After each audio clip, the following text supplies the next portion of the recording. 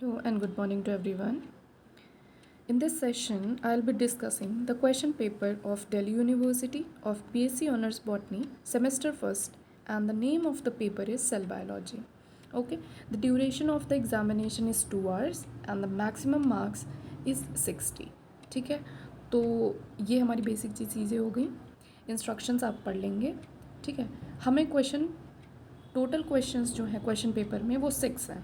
Attempt करने हैं सिर्फ 4. इसमें से जो क्वेश्चन नंबर 1 है वो कंपलसरी क्वेश्चन है.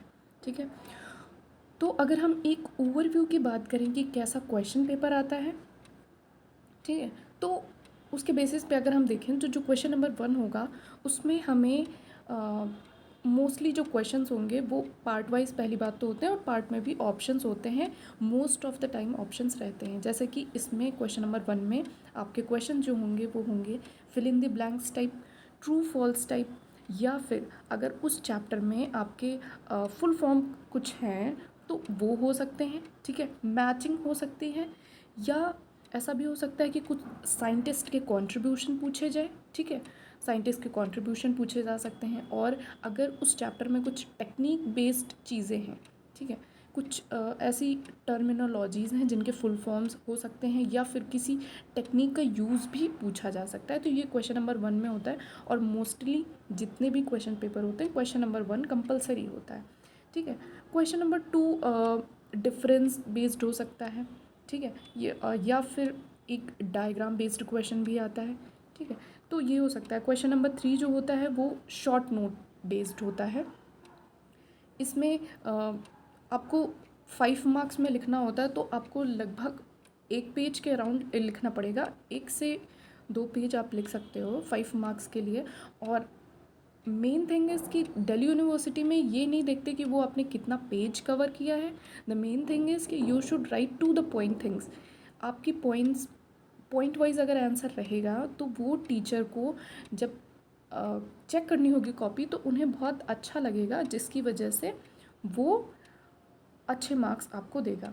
ठीक है, तो अब हम आगे बढ़ें. रुकिए, पहले क्वेश्चन नंबर ये 5th और 6th भी देख लेते हैं. तो जैसे यहाँ पे 4th 5 6 क्वेश्चन है. 4 5 6 क्वेश्चन में एक डायग्राम बेस्ड क्वेश्चन भी आया है. क्वेश्चन नंबर 5th जो है वो रेगुलेशन ऑफ सेल साइकिल, इन सब चीज़ें, जैसे ये भी 5 मार्क्स का ही क्वेश्चन है. इस बार इसमें लॉन्ग आंसर नहीं आया है, सारे 5 मार्क्स के ही क्वेश्चन है. सब में 3 अटैम्प्ट करने. तो आप कोई से भी क्वेश्चन नंबर 1 को ले सकते हो, प्लस क्वेश्चन जो भी है आप इन बाकियों में से कोई से भी 3 क्वेश्चंस अटैम्प्ट कर सकते हो. ओके, तो अब हम डिस्कशन शुरू करते हैं. क्वेश्चन नंबर 1 की बात करें तो जैसे हम एक एक क्वेश्चन को डिस्कस करेंगे. ठीक है, तो पहला क्वेश्चन जैसे फिल इन द ब्लैंक का है, हमें कोई 5 क्वेश्चंस अटेम्प्ट करने हैं. इसमें है कि Gunter Blobel and David Sabatini proposed the. ठीक है, फिल इन द ब्लैंक आपको भरना है. इसमें क्या होगा? Marker enzyme for mitochondria is. ठीक है, ये सारी चीज़ें fill in the blank based है. A non membranous cell organelle कौन सा है? फ्लूइड मोज़ेक मॉडल जो है प्लाज्मा मेम्ब्रेन का, किसने दिया था? जो डाइसल्फाइड बॉन्ड होते हैं वो प्रेजेंट कहाँ होते हैं? ठीक है, प्रोटीन्स में प्रेजेंट होते हैं. ये सब चीज़ों का आपका आंसर देना है 1 मार्क में. टू द पॉइंट चीज़ें होनी चाहिए क्योंकि ये टू द पॉइंट आंसर्स भी होते हैं. डिफाइन करना है NE5. इसमें डेफिनेशन जैसे दी हुई तो 1 लाइनर डेफिनेशन होगी कि आपके रिड्यूसिंग शुगर्स क्या हैं. ठीक है, रिड्यूसिंग शुगर्स क्या हैं, हाइड्रोजन बॉन्ड्स क्या हैं, chromatin, essential fatty acids, nucleoid, heterophagy. ये इसमें से कोई 5 आपको अटेम्प्ट करने हैं. नेक्स्ट पार्ट सी की बात करें, right at least 1 contribution of the following scientist. तो ये जो साइंटिस्ट आपको दिए हुए हैं इसमें से केवल कंट्रीब्यूशन लिखना है. आप इसमें जैसे कंट्रीब्यूशन का क्वेश्चन है तो आप इसमें साइंटिस्ट का एक कंट्रीब्यूशन, अगर 2 कंट्रीब्यूशन है तो वो भी आप लिख सकते हो, पर एक सफिशिएंट हो जाता है, मार्क्स आपको मिल जाते हैं. क्वेश्चन 2 की बात करें, जैसे ये डिफरेंस बेस्ड क्वेश्चन है कि प्रोकैरियोटिक यूकैरियोटिक सेल में डिफरेंस क्या होगा, RER SER में डिफरेंस क्या होगा, primary and secondary cell wall में डिफरेंस क्या है, माइक्रोट्यूब्यूल माइक्रोफिलामेंट में डिफरेंस क्या है, माइटोसिस और मियोसिस में डिफरेंस क्या है. तो ये जो क्वेश्चंस होंगे ये क्वेश्चंस आपको डिफरेंस में लिखने हैं. और जैसे कि ये 5 मार्क्स का है तो आपके डिफरेंस में कम से कम 5 पॉइंट्स तो होने ही चाहिए. ठीक है, नेक्स्ट क्वेश्चन पे आते हैं। क्वेश्चन नंबर 3 है राइट शॉर्ट नोट्स। ठीक है, न्यूक्लियर पोर पे न्यूक्लियर पोर कॉम्प्लेक्स के बारे में आपको पूरा अच्छे से लिखना पड़ेगा कि न्यूक्लियर पोर कॉम्प्लेक्स कैसे बना है। पहले तो आपको यहाँ पे डायग्राम बनाना होगा कि कैसे न्यूक्लियर पोर कॉम्प्लेक्स है, कैसे इंपोर्ट होता है, ठीक है, मॉलिक्यूल्स का कैसे एक्सपोर्ट होता है, वो सब चीज़ें लिखनी है। एटीपी एक एनर्जी करेंसी है। ठीक है, एनर्जी करेंसी कैसे है आपको पूरा लिखना पड़ेगा एटीपी के बारे में, इसका स्ट्रक्चर बनाना पड़ेगा। ठीक है, कैसे माइटोकॉन्ड्रिया में एटीपी का सिंथेसिस होता है वो लिखना पड़ेगा, कैसे क्लोरोप्लास्ट में सिंथेसिस होता है एटीपी का वो भी आपको लिखना पड़ेगा। ठीक है, तो इन सारी चीज़ों को कंपाइल करके आप जब लिखेंगे तब आपको इसमें अच्छे मार्क्स मिल जाएंगे। पेरोक्सीसोम का क्वेश्चन आया हुआ है, semi autonomous nature of chloroplast का भी क्वेश्चन आया हुआ है कि इसमें आपको पूरा डिफाइन करना पड़ेगा कि कैसे क्या स्ट्रक्चर है। आप केवल अगर आप वहाँ पे सिर्फ जैसे पेरोक्सीसोम का क्वेश्चन है, आप सिर्फ पेरोक्सीसोम की डेफिनेशन लिख के ये छोटा सा डायग्राम बना के नहीं छोड़ सकते हो। आपको उसके बारे में जितना पता है आपको पूरा लिखना पड़ेगा, क्योंकि ये 5 मार्क्स का क्वेश्चन है। और मेन थिंग इज़ कि हमें टू द पॉइंट चीज़ें लिखनी होती हैं, हमें कुछ भी इधर उधर का फैला के नहीं लिखना होता है। क्वेश्चन नंबर 4 पे आते हैं तो ये अल्ट्रा स्ट्रक्चर पूछा गया है। ठीक है, अल्ट्रा स्ट्रक्चर जो है मतलब कि ये नॉर्मल डायग्राम नहीं बनाना है कि आपको माइटोकॉन्ड्रिया का नॉर्मल डायग्राम नहीं चलेगा, जो हम क्लासेस 11th-12th में पढ़ते हैं वो डायग्राम नहीं चलेगा। अल्ट्रा स्ट्रक्चर आप किसी फॉरेन ऑथर की बुक रेफ़र कर सकते हो, आपके सिलेबस में नीचे दिया होता है कि इस फॉरेन ऑथर की बुक लेनी है। उसमें आपको माइटोकॉन्ड्रिया, न्यूक्लियस और फ्लूइड मोज़ेक मॉडल का जो भी डायग्राम अच्छे से दिया हुआ है वेल लेबल्ड। ठीक है, तो आप इसको एक पूरे पेज पे बनाओगे, जैसे माइटोकॉन्ड्रिया का डायग्राम पूरे पेज पे बनेगा। ठीक है, और उसको अच्छे से लेबल करेंगे कि सारी चीज़ें प्रॉपर दिखनी चाहिए। हमें अल्ट्रा स्ट्रक्चर में लिखने की ज़रूरत नहीं है, क्योंकि ये सिर्फ डायग्राम बेस्ड क्वेश्चन है, तो हमें यहाँ पे कुछ भी लिखना नहीं होगा। यहाँ तक हो गया।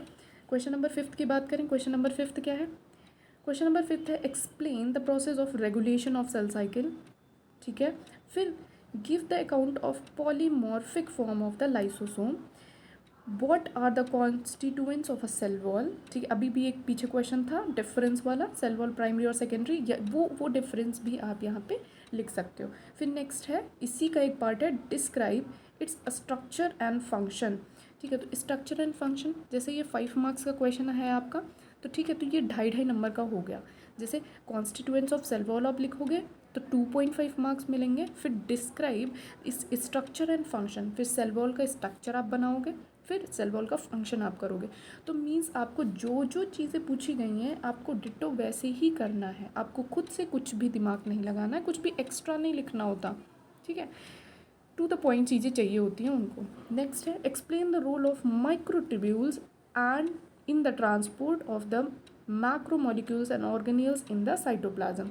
ठीक है, ये भी आपको पूरा अच्छे से बना के एक्सप्लेन करना पड़ेगा। अगर हम क्वेश्चन नंबर 6 की तरफ चलें, इसमें जैसे है कि ये भी 5 मार्क्स का ही क्वेश्चन है। ठीक है, लेकिन ऐसा होता नहीं है, मतलब इस वाले पेपर में हुआ है कि लॉन्ग आंसर जो होता है मोस्टली जो 4 और 5 क्वेश्चन होते हैं, 5th और 6th क्वेश्चन होते हैं वो लॉन्ग आंसर टाइप होते हैं। लॉन्ग आंसर टाइप में क्या होता है कि आपको 7 मार्क्स या 8 मार्क्स के लिए लिखना होता है, पर ये चीज़ अच्छी है कि अगर इन्होंने 5 मार्क्स का दिया है तो आपको लिखना नहीं पड़ेगा उतना ज़्यादा, आपको छोटी छोटी चीज़ों को डिफ़ाइन करना होगा। ठीक है, फिर यहाँ पे अगर हम देखें describe the various level of protein के स्ट्रक्चर। ठीक है, तो इसमें प्रोटीन के स्ट्रक्चर के बारे में पूरा लिखना है। फिर salient features of DNA structure क्या है। Short notes on lipids as a cell membrane constituent. Write short note on the biological significance of chemical bonds. ठीक है, तो ये चीज़ें आपको अच्छे से लिखनी है, इनको आप पॉइंट वाइज लिखेंगे, डेफिनेशन लिखेंगे, फिर उसके बाद उसका स्ट्रक्चर अगर है तो स्ट्रक्चर बनाएंगे, फिर स्ट्रक्चर के बाद उसका अगर डायग्राम है वो बनाएंगे, उनके रोल लिखेंगे। ठीक है, पॉइंट वाइज हर कुछ लिखना है, आपको कुछ भी इधर उधर का नहीं लिखना है, जिससे कि आपकी स्कोरिंग बहुत अच्छी होगी। ठीक है, तो ये था हमारा जो क्वेश्चन पेपर था सेल बायोलॉजी का। इसमें बायोमोलिक्यूल्स भी इंक्लूडेड था, बट मोस्टली ऐसा होता है कि सेल बायोलॉजी के क्वेश्चंस ज़्यादा आते हैं कंपेयर टू बायोमोलिक्यूल्स, पर आपको दोनों चीज़ें ही टारगेट करनी होती है। ये 2023 का क्वेश्चन पेपर था, 1 मार्च 2023 को क्वेश्चन पेपर हुआ था। ठीक है, तो आई थिंक आपको अच्छा लगा होगा ये video. Thank you for watching this video.